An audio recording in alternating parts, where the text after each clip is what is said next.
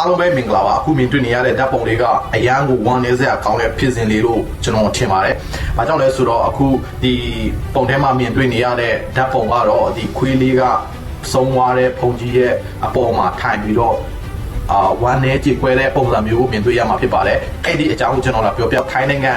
ပလာချင်ဘူရီမှာဖြစ်သွားတာဖုန်ကြီးကဘယ်လိုမျိုးပြန်တော်မူသွားလဲဆိုတာကိုဘယ်လိုမှမသိသေးပါဘူးအခုကဖုန်ကြီးရဲ့အလောင်းကိုစစ်ဆေးနေတော့ပါဘယ်လိုမျိုးဆုံးသွားလဲဆိုတာကိုအခုအော်စရာကောင်းတာကဒီပုံထဲမှာပါလာတဲ့ခွေးကလေးကိုကြည့်ပြီးတော့ကျွန်တော်အရန်ဝမ်းနေမိပါတယ်တလိမ့်ဆန်ကဒီဆုံးသွားတဲ့သခင်ကိုမသိရှာဘူးဆုံးသွားတဲ့သခင်ပေါ်မှာတွားပြီးတော့ထိုင်ပြီးတော့တွေးတာပေါ့နော်ကျွန်တော်တို့ပြန်ရမယ်ပြန်ကြမယ်ဆိုပြီးတော့ပုံစံမျိုးနဲ့သူတွေးပြီးတော့သူခေါ်တဲ့ပုံစံမျိုးမြင်တွေ့ရမှာဖြစ်ပါတယ်။ဝမ်းနည်းစရာကောင်းပါတယ်။ဘာကြောင့်လဲဆိုတော့ခွေးကသူ့တခင်ကိုဘယ်လောက်ထိချစ်လဲဆိုတာကိုဘယ်မှမသွားဘဲသူ့တခင်ရဲ့ပေါ်မှာထိုင်ပြီးတော့သူ့တခင်ကိုလိုးတဲ့ပုံစံမျိုးဖြစ်နေတာပေါ့နော်။ဒီပုံကိုမြင်လိုက်လို့ရှိရင်တော်တော်လေးကိုဝမ်းနည်းစရာကောင်းတဲ့ဖြစ်ရမျိုးလို့ကျွန်တော်ထင်ပါတယ်။ဘာကြောင့်လဲဆိုတော့ကျွန်တော်မြင်တာတော့မှကျွန်တော်ရဲ့စိတ်ထဲမှာ